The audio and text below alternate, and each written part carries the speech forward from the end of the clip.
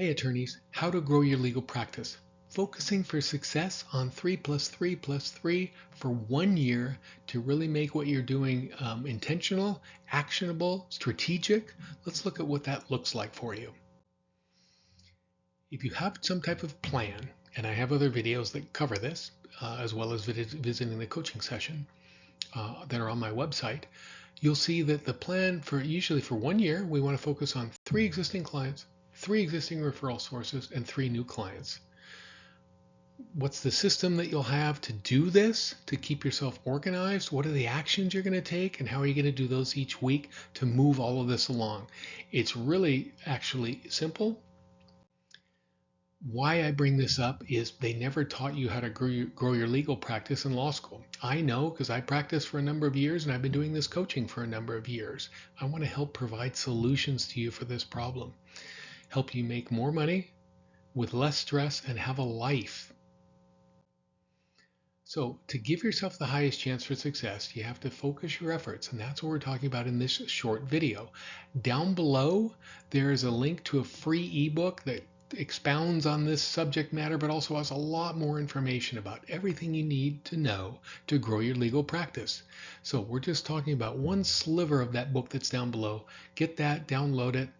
Also, this information is intended for associates, partners of counsel, practice group leaders. If you're a solo or a small or medium-sized firm, or you're part of a larger firm, there's great information in here for you to understand how to grow your legal practice. Time is your most scarce resource. You need to be focused, intentional, strategic, organized. That's what I was talking about just a moment ago, and we're going to look at here. I know because I was under the stresses and pressures that you're under. I have very little time, Doug, and I want to grow my legal practice. So how do I do that? How do I be organized when I'm trying to do that? I totally get it. It's helpful to back up a little bit for firms and lawyers to say, where do my matters come from and where do my new clients come from? Those first 3 boxes are interesting for us on this session. This is from medium and larger sized firms who track where their matters and new clients come from. 80 to 90% of new matters come from existing clients. If you're in a medium or larger sized firm, this really isn't news to you. I don't know, maybe you've never tracked it, maybe you don't know this, but if you really watch your financials and watch where your new matters are coming from, they probably come from the top 5%, maybe even less of your clients. That's great to know. That is what we're talking about in this session. That next box, though, a lot of firms and attorneys are kind of bowled over when they realize and when they track, where are my new clients coming from? Wow, 75% of them are coming from people I already know. They're coming from my existing clients, and they're coming from referral sources that I know. You know, when clients say, or when attorneys say, I want new business from new clients, new business from new clients. Doug, how do I do this? Where do I find this? And they get all excited and a little bit hyper when they're trying to figure out where to get new clients. And I kind of have you blow into a brown bag for a few deep breaths and then realize, you know what? How are you going to find them? You're going to find them best through those sources that you already have, your existing clients and your existing referral sources. 75% of them. Sure, 25% are going to come from, other random sources, maybe not so random.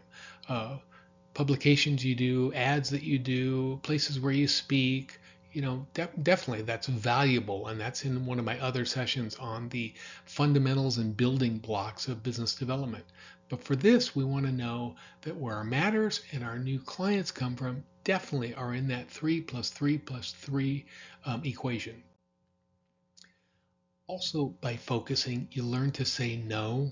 This was a big deal at Apple. They'd have 3 major goals each year, only 3, and they would say no to other opportunities because it would sap their resources, it would divert their attention, it was trying to do too many things at once.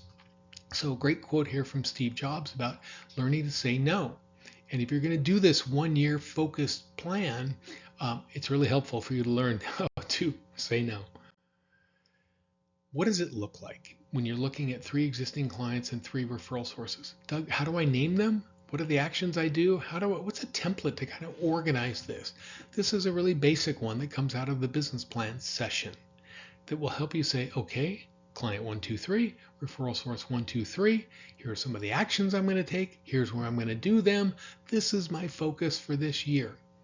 This is where the majority of my matters come from and the majority of my new clients come from. Great. What's the parameters for choosing those three, though? Most times when I do this, like with a larger group or even one-on-one, the attorney, their knee-jerk reaction is my top 3 clients. My top 3 revenue generators will be the 3 clients that I use this year or focus on this year. And that could be great. It could be great. You might look at others, though, and say, I have a client who's trending downward. Why? Why am I not doing as much work for them as I used to? They're growing. Do they not have needs in my area? Are they using somebody else? I should talk to them. And maybe that is one of the clients I want to add to my focus for the year. Or I have clients that are trending upwards. It's a new tech company or a medical device company, and they're really booming. Great. I should focus. They should be one of my 3. I should focus on them. Maybe it's a client with a cross-sell opportunity. I do great work for them. They're a good, consistent client, but they're a big company with so many other needs, and I've never really introduced them to other people at my firm. Usually that's going to be like a medium or a larger sized firm. If you're a solo, you might say, look, I'm a solo tax practitioner, but I know this client has healthcare needs, employment needs, environmental permitting needs, M&A needs. You might say, I know people that I trust, other attorneys that I trust, that I might be able to help this client with.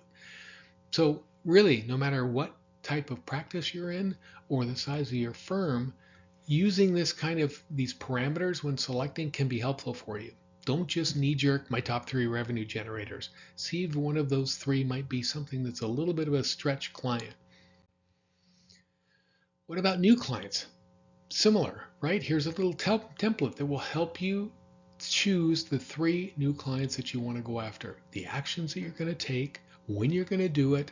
Again, I have other videos. There's that ebook down below that's free, my gift to you. Download that and we'll go through this in more detail in that free ebook.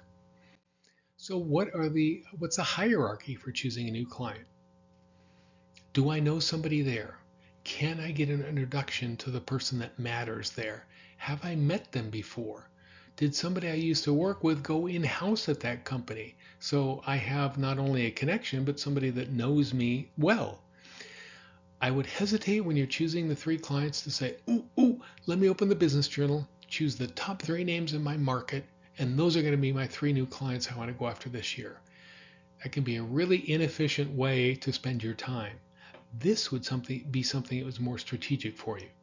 So don't sweat when you get to the 3 new clients, but think through opportunities where you can leverage relationships. Hey, I was at the New York Bankers Association quarterly meeting, and I know somebody there who knows this other bank that I want to go after. Can I get introduced to them through our next quarterly luncheon? Is there some way that you can have an inside track or a connection there? It'll really be much more efficient than just choosing 3 names out of the business journal or out of the paper. Understanding, especially when you're associates, early, that you're in a repeat referral relationship business. Like I showed you before, repeat business. 80 to 90% of new matters come from existing clients.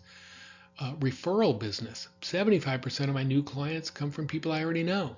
And those relationships with clients, referral networks, the New York Bankers Association, the Home Builders Association, whatever those kind of trade and industry group things that you do, the Bar Association, colleagues, really is the most efficient way to help you grow your legal practice.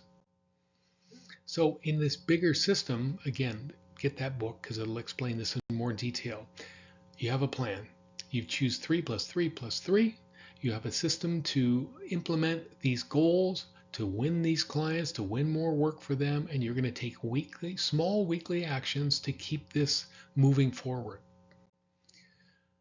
By having small wins, small successes, it creates more interest, less procrastination, more enthusiasm, and this becomes a self-perpetuating wheel for you where you start to realize, you know what, I'm good at this, or I'm getting better at this. And I see now how to be strategic and organized. And the little things that I'm doing are making a difference in the size of my firm. Or if you're a solo, in my solo revenues. Or if you're in a larger firm, hey, it's making a difference in my paycheck because I do get, paid on what I generate. Great. Let's help you get there. Hope you like this. If you do, please click on like down below. Subscribe to my YouTube channel. I'm dropping new content often. Get that free ebook, which is in a link down below. Hope this was helpful for you. See you in the next session. Thanks so much.